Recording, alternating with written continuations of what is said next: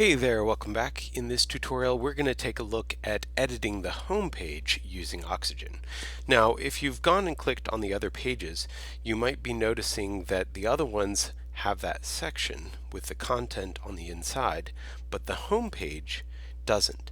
And the reason why is because since I assigned this page as the home page or as the front page, we would have to create a template specifically for this page. Or we can just edit the entire page content in Oxygen itself, and that's what we're going to do. So you'll see right now it's using the default render, catch all. I could tell it to use the single page. If I did that once again, if I then view that page, you'll see that that content is being constrained. However, we want to take advantage of full page rendering or full page width. So I'm going to go ahead and just use the default catch-all template, and now I'm going to edit the page itself with Oxygen. So we're also going to look at how Oxygen works when it comes to the elements and how the classes or the IDs and classes also work.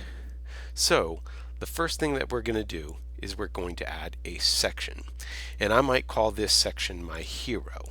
So I'm going to go to my structure and I'm going to call this my hero section. So I can rename it and I'll call it hero. And I can also then go to my ID and change that to ID section hero, or I can also add a class, which is even better, and I'm going to call that section hero. Now the reason that I use my classes more than I use my IDs is because you want to be aware of global changes whenever possible, and anytime you want to use that same class, then you adopt all those different styles. But you also have to be aware that certain things only work on IDs, and that's something that this hero will definitely demonstrate. So if I wanted to make this my hero image, I typically know that I'm going to want to do some spacing. So I know, for example, that I'm going to do maybe 200 pixels padding on the top and 100 pixels padding on the bottom, so this thing is a little bit higher than normal. Or I could give it a min height if I wanted to of like 500 pixels, and you'll see that now that is always going to be that wide. Just be aware that the two together might make it look a little funky at first. You'll see that that is constrained, or the box is around this part, but it actually continues all the way down. So just be aware of that. So there are different ways that you can do your height depending upon what works for you. So now I'm doing it 300 plus 200, which equals a minimum of 500, but if I added any content inside, such as a section inside, and I'm going to make this particular one, this heading, I'm going to make it go full width. So here's another way. Sometimes I do full width, and I'm just going to make sure that that has, whoops, not layout, I'm going to go size, and I'll do 100%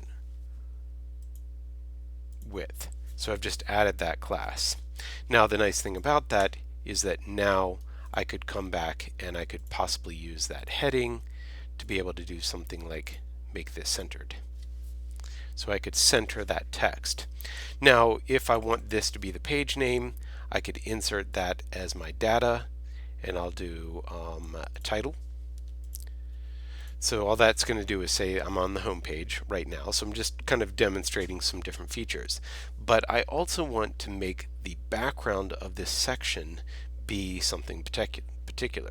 Now I can assign a background color, but it's way more interesting when I go to my background and I assign it to be the featured image. And here's where the classes and the IDs work differently. You'll notice that I'm not able to make the background image using, or make this use the featured image as my background when I'm using the class. But if I go back to my ID, now you'll see that I have the ability to click on data, featured image, and I'll choose my large size and insert it. Now I can save this page and you'll see that that featured image is being used. Now I save fairly often in Oxygen just because of habit, and we'll look at some plugins later on that make that happen as well. Anyway, I want to create another section. In this section, I'm going to do kind of the typical thing that you see on a lot of different pages, which is using a 3-column layout. So I'll go to Add, choose Columns, and then choose a 3-column layout. And now you'll see that I have a section with 3 individual columns. Now each of these columns are here, and each one has its own ID once again. And the columns has its own ID as well. And I typically change those IDs to something that makes a little bit more sense to me. So I might change that. It can be a pain to select, so I tend to click once, do Control All, and I'm going to call this Calls Homepage. And now you can see a couple things that are kind of interesting. Right here you'll see that these things will stack vertically when they get to 992, but you could change this to whatever you want. In order to view how that might look like, you can change to your different sizes right here. And you'll see it's still 3 columns, and then now it's still 3 columns, and I think that's where I want it to break to vertical. So I've chosen 768, and that's where it's going to break. Now, something I just noticed is that my image is no longer centered. So let's go back to all devices, and what I want to do is I'm going to come back to that section hero, which is the class, and I'm going to go to my background, and I'm going to do cover, no repeat, and then 50% and 50%.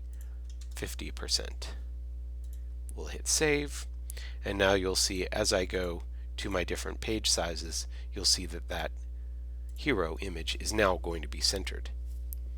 Now, when it comes to my columns, let's start to add some content to those.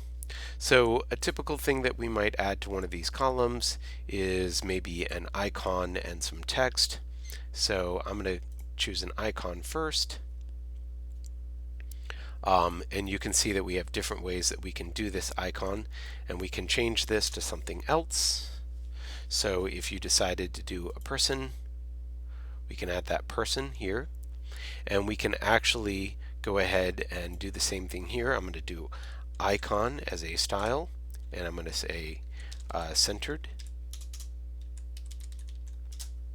because now what I'm going to do is I'm going to lay this thing out so that it is using the flex, and it's going to use a column, and it's going to be centered and centered, or let's see, I should know what I'm doing here. Here we go, centered. So I'm centering that text in that div. So I might have actually done that for the icon, and I didn't really mean to. So let me take those off.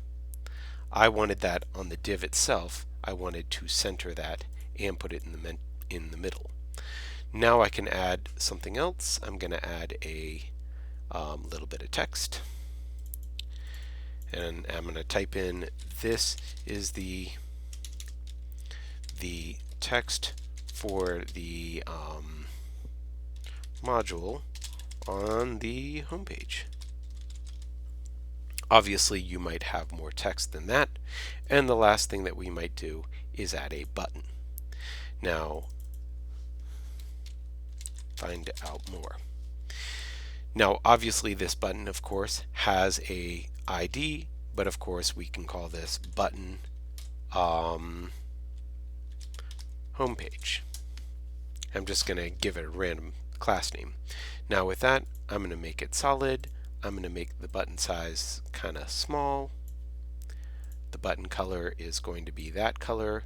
The button hover color is going to be a different color. I'll keep the text size as it is, but you'll see that you can hover over it and see what's happening there. Now do be aware that because this is a button, it already has states for hover and for original, but you could do the same thing on another element. For example, if I wanted to hover over this and change the color, I could change my color here So that should match kind of the blue that I have here. If I wanted to do that, I could then make that a global color, blue 1, and I'll change that one and make it red 1. I'm using terrible names, but it doesn't really matter at this point. So I'm going to come back to that, and instead of using that color, I'm going to tell it to use the blue. And there's that global blue that I created.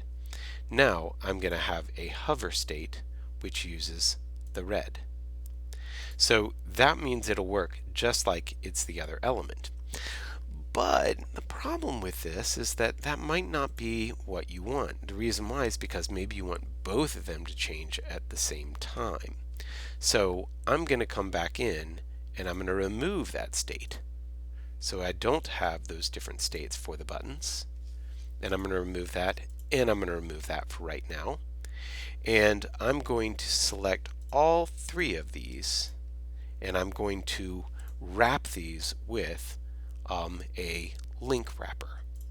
So I'm going to do a link wrapper, and right now I'm just going to say link, so pound link. And now I'm going to put all of that other stuff inside that link. So that means now this entire element is that link, which is great. You'll even see that it changed my text as well. And I could change that to a different color if I didn't want that. But what this does is this makes sure that I have a different state for, or let's say I have this entire box is a link, which is kind of helpful. Now that has the first link, so that's link 1. And now that I've got that kind of done, now I'm going to duplicate this. So I have another version of that component, and I'll drag that into the next box. And then I'll duplicate it again, drag that into the next column. And obviously I can now change the icons to something else if I want. So once again, I did not say that I was going to be talking about design in these tutorials. I just wanted to kind of just look at some simple features about how Oxygen works. So we just kind of went through adding these different elements, putting a link wrapper around them. Now when it comes to the hover state for the colors inside, that can be a little bit more challenging. If I want, I could do a hover state for the entire wrapper itself, and by the way, I'm going to not change that right now because I want to make this a link class. Link, and I'll call it module. So now what happens is I can now come and say here's the original, and that original is going to have a opacity of 1. And now I'm going to do a hover, and my opacity will be 0.7. And now I do want to go back, and I do want to add to my regular state, I want to add a transition speed. So I'll do 0.2 seconds. What's cool about this is now you'll see that as I hover over it, the entire thing changes the opacity. Now in order to apply this to the other ones, all I need to do is take that same class, and I'll copy it, and I'll come to the link wrapper for this, and then I'll paste that same class.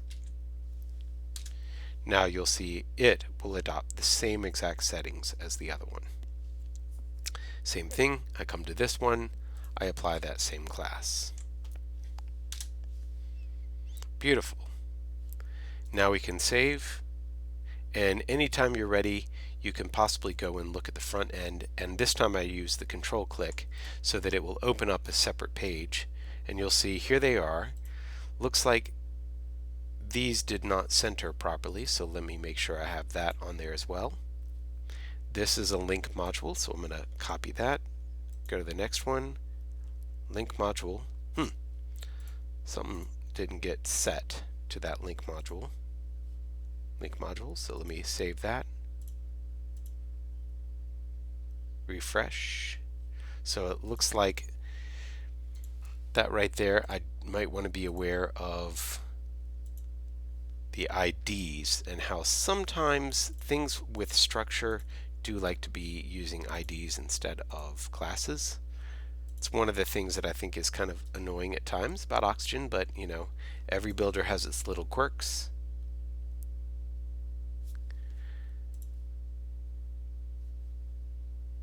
Let me go and just make sure that I'm changing all the different sizes. That goes centered, centered, centered.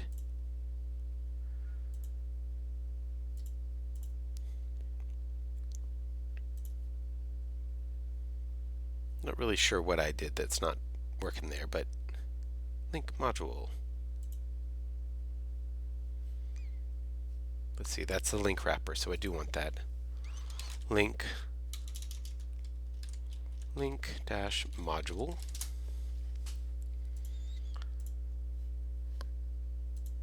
Oh, it might be because I have the div itself. So that's where I think the problem was. Because the first div, yep, the first div has it. The second div also needs to have that, and the third div has the centered and middle. Now when I save this, I should get things refreshing properly. There you go. So you do have to figure out which element you need to put on your CSS on, because obviously it does matter about it being centered or not. Now once again, since you have like a class that's applied here, here's where you get to do your spacing. So I could do 15 pixels margin for all the buttons, and you'll see they all change at the exact same time, and that's once again the advantage of using those classes, which is excellent. Okay, now if you want to find those other classes, you can also find them in your selectors here. So if I go to this one, here you can see the different icons that I've got. So there's my icon centered. Here's my, let's see, that thing is using button homepage. So those might be uncategorized maybe. Button centered. Button homepage. Okay, there it is. Somehow I was missing it. So you can see that I can change my settings here as well. So I actually don't have to be on the page, let's say, that has those particular selectors or styles used, because I can go and find those styles and change them here as well, which is really kind of cool. What we're hoping for in a future version of Oxygen is a little bit better organization of these things. You can create a folder called My Styles. Let's call it My Folder. And so you can then see that that's here, and you could move these into that if you wanted to. So you do have the ability to organize some things, especially when you're doing design libraries, but usually they go into the uncategorized because you're not really thinking about that when you design your page. Anyway, you can see as you continue down the page, obviously you would continue with this kind of same idea of creating a section and then adding more content to that section by using some other element. Now there are some really important ones to check out as well, and all of them deserve their own tutorials. So one of those we've already looked at is easy post, but I'm also going to go to the repeater real quick because this one deserves a quick look at. So what the repeater does is allow you to do pretty much anything you want with a basic query. So in the last tutorial we looked at creating a blog archive just by using the easy post, but on this one maybe I will do a custom query for all posts that are filtered by a taxonomy. So I'm going to do all news posts, which I don't have that many here. I'll go ahead and apply the query parameters, but you won't see anything, and the reason why is because we actually have to have some structure inside this repeater, and right now all there is a simple div. So what I might do is add, let's go to the basics, let's add some columns, and I'll do a 40-60 column inside, and in that first column I'm going to add my featured image. And so the data is going to be my featured image, and it's going to be a thumbnail only. This is not going to look great, but that's okay. And in the next part, I'm going to put my heading, and then there you go. I'm going to double click that text and insert the data so it has the title, and I can even link to it. So now you'll see it'll show me all of the different news items that were there. Now I can also add in a little text, and I'm going to put in posted and then a colon, and then I'm going to insert the data, which includes the date, and you can even change the format if you want. So now you'll see posted September 17th, and you can see these are actually from a long time ago. And let's add another. Let's add text, and I'm going to insert data and make this the excerpt.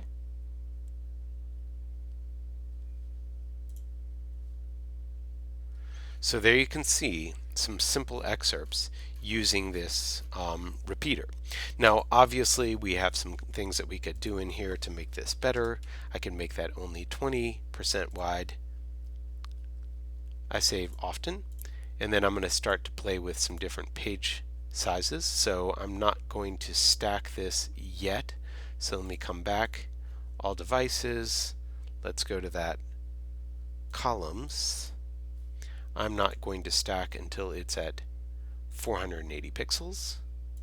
So you'll see it's still small, it's still super small, it's very small now, and now it's going to stack on top of each other. And at that point that it stacks, you can go ahead and create a different structure if you need it to. So I'm going to go ahead and, I'm going to go ahead and center it at this point. So let's center all of that content as well. And I could come to the heading and change it so that the typography has a line height that's a little smaller, and it has a little padding underneath it.